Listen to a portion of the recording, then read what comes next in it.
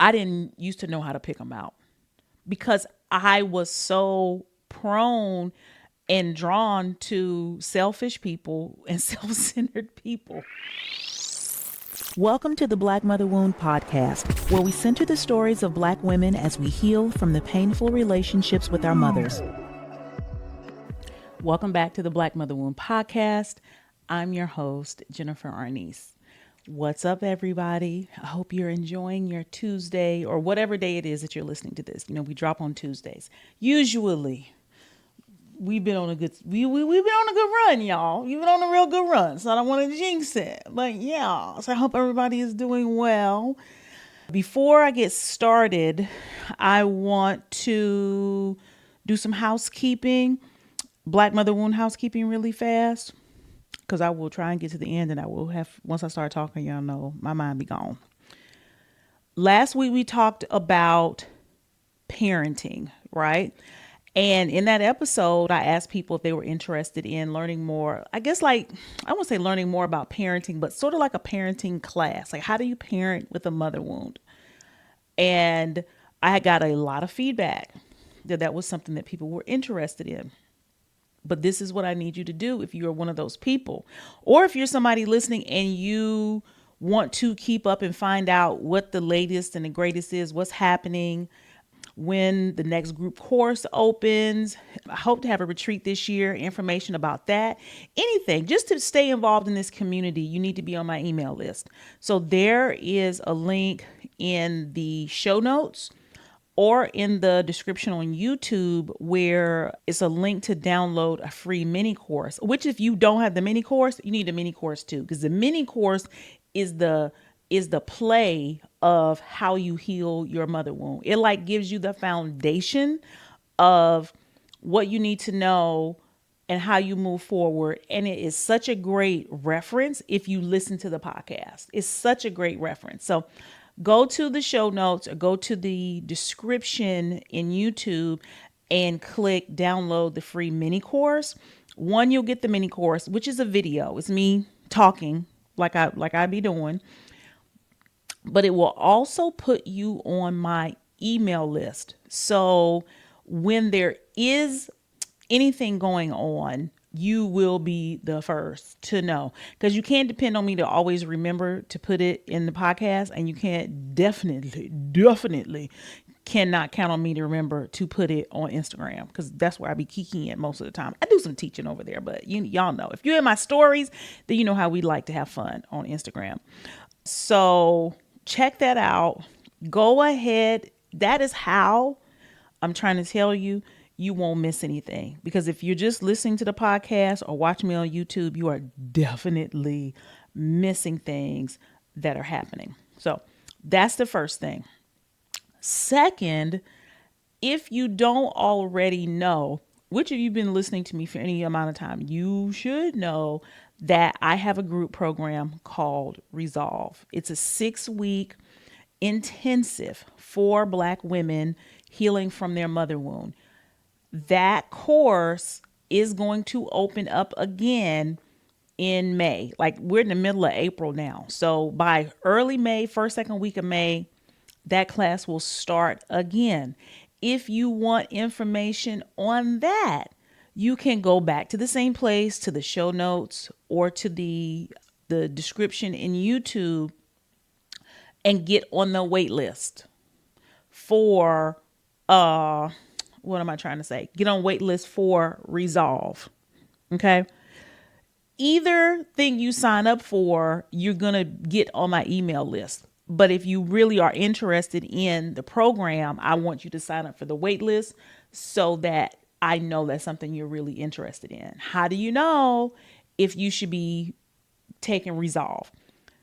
If you listen to me and it makes sense and you are happy to have somebody who finally understands and be in a community where you don't have to explain yourself, then you will love Resolve. It really is for people who have, I realize that the mother wound, hope I don't go on a whole rant. The mother wound is a spectrum.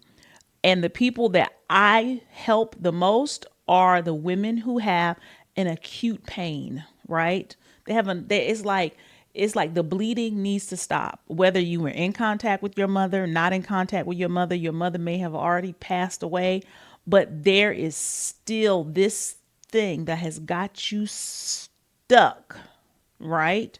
Having to do with her, whether it's anger, resentment, frustration, approval seeking, trying to understand why she is the way she is and how could she possibly not want to fuck with you. You know what I'm saying? Because you know how much you love her. Like all of that, we get to the bottom of in resolve, not by centering her, but by centering you. So the shit pops off. I've helped hundreds of women in resolve, and it is such an amazing time. I've just done some offboarding recently, and hearing the women talk about the program, I was like, okay, don't cry, Jennifer. Don't cry. Just let them talk. Because it's like the way, the dream I had for it, to hear them talk about it, I'm like, this was the vision, that these black women can center their stories. They feel community oftentimes for the first time. Like having a mother wound, like a really toxic relationship with your mother, it makes you feel like an outsider. It makes you feel like a black sheep. It makes you feel like you're crazy. And being in that community, you can finally relax. It's like, oh, everybody gets it. You're not going to be ostracized. You're not going to be shamed. It's not like, oh, I'm telling my business, because your business is, everybody else got the same business you have. And it's just so freaking good. So, like I said, the doors open in May. So if you want more information, just get on the wait list. And then once I start sending emails out, you'll know dates and times and all the details. Okay. I think that's all of the housekeeping for now. So today I want to, and of course I have some notes. I want to talk about something I've seen in myself, and I see so often with my students and my clients. And it is this badge of honor of being a really good friend and being there for other people and being a good person, right? And I want to propose that, is it that you're a really good friend and a really good person, or have you been taught self-betrayal so well? And it comes off to others because they benefit from that, of you just being a great person. And the ways in which you value being of service to others and being a good friend, sister, mom, being everything, right? That's really deeply rooted in self-betrayal and self-abandonment.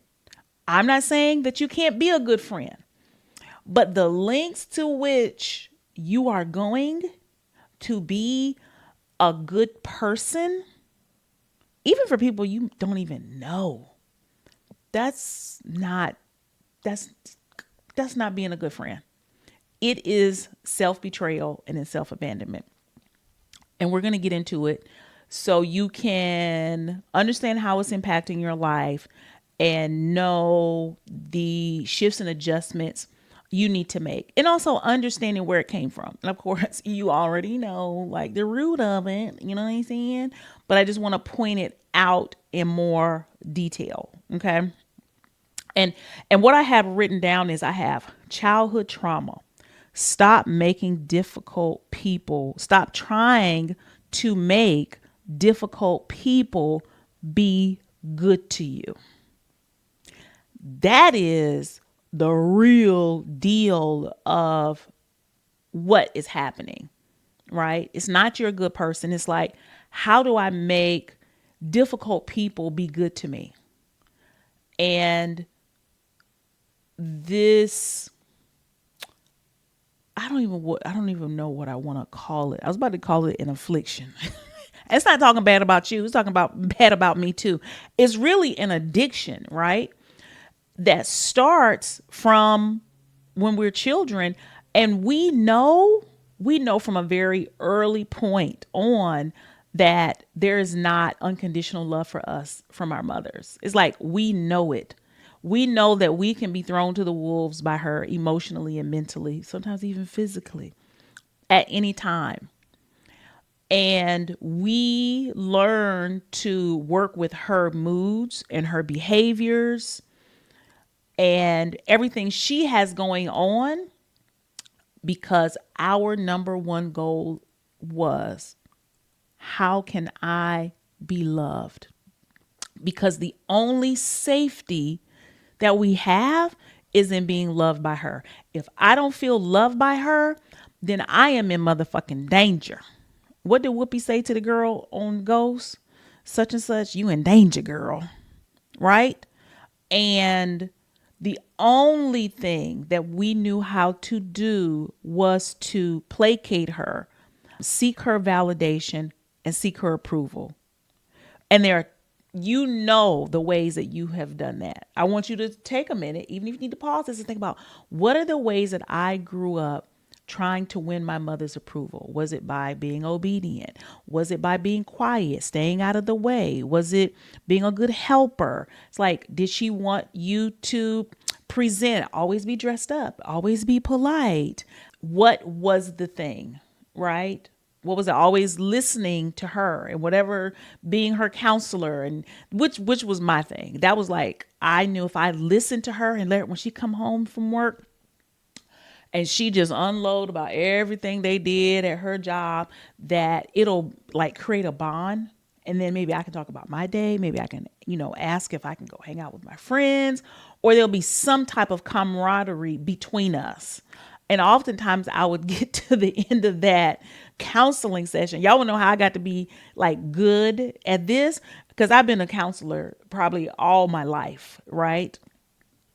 In some capacity, even though I'm not, when I say counselor, I don't have no degree in counseling, but I know how to listen to people and help. Y'all know what I mean. But I was usually still stuck at the end, like with the short end of the stick. And my remedy to that was like, do better at it, right? How can I do all of the things so that she will be good to me, right? And like you shouldn't have to do those things to have your mother like you, to have anybody like you, but you don't have any choice. That's why it's such a survival instinct, this being a good person. It is built into us in a way that makes us look good, because it's like, oh, who doesn't want a good friend? Who doesn't want somebody who's Johnny on the spot all the time, who's a good listener, who's supportive, who come help you in the middle of the night? Like, who wouldn't want that, right? Even at work, who wouldn't want that person that comes early and stays late because they just want to do such a good job? Who's, all the things that you are striving for, right? Also, you can be seen in a positive way. Who doesn't like that, right? So there's so much reward that comes from that, that it tricks us into thinking, oh, I got it now. This is it. And deep down, this ain't it. Because if you're honest with yourself and you sit still long enough and you I ain't saying it's got to be tit for tat, but you kind of count it all up, and the reciprocity ain't reciprocity. Who you are for a person and how you show up for them, you realize that they don't feel the same way about you, and that you have given so many chances. And this happens in friendships. It definitely happens in romantic relationships, where you think if you can just get through to them, right? If you can just explain it the right way, if you can wait till they're in the right mood and the right time and have the right conversation and the right words, that they will understand what you're saying, that they will value you. If you keep showing how good a person you are, that they will then be good to you, right? And some of y'all, because I already know y'all gonna be in the comments and sending me stuff talking about, well, that's why I don't fuck with nobody. That's why I'm by myself. That is not the answer either. I understand how your math got to there, but it's not that there aren't any good people. It's just that you don't know how to pick them out. I didn't used to know how to pick them out because I was so prone and drawn to selfish people and self-centered people. I mean, like, god damn, when I look back, I'm like, wow, you love the selfish, self-centered motherfucker, boy. And all people aren't that way, but that's what I was drawn to because subconsciously that's what I knew. That's what I was comfortable with. I was very okay with people always asking for my help, always needing something from me, right? My friends, when I went to college, always borrowed my car. Not that they didn't borrow my car in college, but I was the driver in college. I think I never asked for gas money. And somebody was always borrowing my clothes, but I never borrowed anybody clothes. People was always eating my food at my house, but I was not somebody who ate at somebody else's house. And I remember getting to like my senior year and I was like, this is off. This shit is off right here. The friendship dynamic is not, it's not cool. But I never asked for more. I was so content just to have somebody like me, right? And I think that's where we get caught too. It's like, wow, they like me. They want to hang around with me. They want to talk to me. They think I'm funny. They think I'm interesting. Oh my God, they must be really special if they see something in me because I don't really think much of myself. Whether I know that consciously or not, I don't really think much of myself, right? And I'm willing to accept so little, but I don't know that it's little because I don't know that there is even something to accept because my whole life I've had to accept little. So I don't even know there's a bounty of healthy relationships out there because I was completely isolated from that growing up, right? And when we get caught in that, so happy to be liked, so happy to be included, we go to town trying to solidify our space in those relationships, right? Because also something that happens is this sense of debt. It's like, I owe them for liking me because I'm not likable. I'm not lovable. These aren't the words you're saying, but that is your deep belief system, right? Because if not, those you wouldn't hang around with those people. So you go into this indebtedness for people showing you just human kindness, for people recognizing you for actually being a good person, being smart, being funny, being interesting, being fun to be around. You then act like they have done something special for liking you. And now you have to ta ta ta ta ta ta.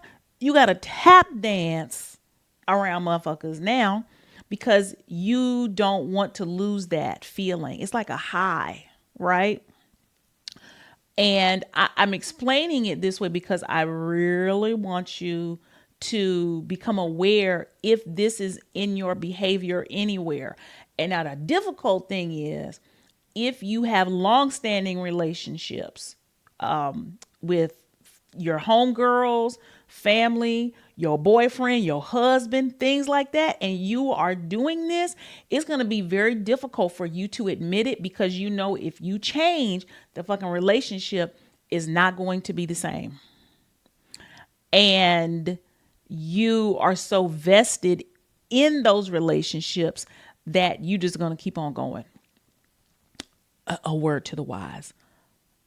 Don't do it, girl, because for however long you have been in those relationships, you don't want to spend the next 20, 30, 40, or 50 years in them. And you absolutely cannot work hard enough to make a motherfucker good to you. You cannot do it. And I'm talking like this because I wish somebody would have said this to me. And I wish I would have understood what being good to me was, right? Being good to me, I'm going to give you the most simple way for you to be like, is someone good to me? I don't mean nice or buy you things or call you on the phone or pay you attention or want to hang out with you. Somebody can do all those things and still not be good to you. Do you feel that you can be your 100 complete self with them and they still fuck with you? And two, can you be vulnerable with them, ask them for help, ask them for counsel, and they show up for you? Do you have to dim your light or overfunction in any way in the relationship? Those are things I want you to ask yourself, because you will then have your answer. You probably already know your answer, but I want you to slow down, sit in it. And if you're getting triggered and fidgety and you want to fast forward past this, then I'm definitely talking to you. Definitely, right? And I understand why we do this. The question is, how do you get out of it? I look at this as kind of like being like an addict, right? You being addicted to the high of other people validating you, even if they're not good to you. Because real friends are going to tell you some shit you might not want to hear. They're not going to put you on a pedestal. They're going to see you as a real person. And you're not going to put them on a pedestal. You're going to see them as a real person. And y'all going to be able to talk about y'all strengths and y'all weaknesses. Okay? That is a true, honest friendship. What you're going to have to do is there has to be a retreat. Like, you're going to have to retreat back to yourself. All of that energy that you're expending in those relationships, you're going to have to start to pull it back, because you need to find out who you are and where the deficits are in your needs and where you are betraying yourself, because you have spent so much time pouring into relationships with others that you don't have a good relationship with yourself. And therefore, you really don't have a good relationship with others either. They, of course, think that you're fucking amazing because you have betrayed yourself for the benefit of them. And this is where boundaries come in. But I don't want to talk about boundaries right now. What I want to talk about is, I don't want to talk about boundaries with other people. I want to talk about boundaries with yourself. That's a better way to put it. And it's like, what are the things I need to be doing? Not what they need to be doing to show that they are good friends, but what do I need to be doing to show that I am a good friend to myself, that I'm not abandoning myself, that I'm not betraying myself, that I'm not disloyal to myself. And you really need to take an honest account of your behavior, your self-talk, and go on and write it. You know, y'all know I love a good list. Go on and make a list of the things that you know you do that you don't need to be doing. You already know, and you probably already have a good friend somewhere who is already telling you, like, girl, you did what? You did who? You did that? And you're calling it love and you're calling it friendship. Stop doing that shit. Because are you being a good friend to yourself? This mother wound work is selfish. It is so fucking selfish. And I want that for you so bad. Okay? That's where I want you to start. I want you to start with pulling your energy back, pulling your resources back. Okay? And examining, what does that make you feel like? Because it's going to be triggering. because it's going to trigger a sense of danger. Like, oh, I'm in danger. If I pull these things back, they won't be there for me. They won't like me. They're going to be mad at me. And then you have to ask yourself, oh, you got to put your hand on your chest and you got to say, oh, I'm so sorry. I am so sorry that you don't know what it's like to really be loved. I am so sorry that you have been betraying yourself and working hard for people to love you. You don't deserve that. That's when you go into that inner little girl loving dialogue. I'm so sorry. I am so sorry that I have betrayed you so that I can be with them. Right? And we know what that feeling is because we remember the times where it feels like our mothers betrayed us so she could be friends or be on the good side with others and kind of leave us, on the outside. So it's like, oh, now I'm doing that to myself, right? So that's what I want you to do. I want you to come to awareness. I want you to start pulling back your mental, emotional, physical, financial, all your resources back into yourself. And then when that triggering happens, I want you to have that inner child dialogue. You don't have to fix it. You don't have to answer why. You just need to let her know it's not her fault, that you are sorry and that you are going to do better. Right? And whatever guilt that you feel, that's not actual guilt. That's withdrawal. Okay. So this is also where you are able to find things what are the things you like to do? The way you know about what other motherfuckers like to do, what do you like to do? What is fun for you? And start tending to that because it will help you in that withdrawal stage. It will help you keep yourself engaged with yourself so you're not so much focused on those external relationships and what's happening, right? I hope this helps. I think this is very important because it's such a nuanced thing that can get missed, right? Because you're calling yourself a good friend, air quote. It's like, oh, I'm a good person. You know what I mean? No, it's not that. You good to them, but you're not good to yourself. And that's a no-no. So that's all I have for today, y'all. I love you dearly. I'll be back next week.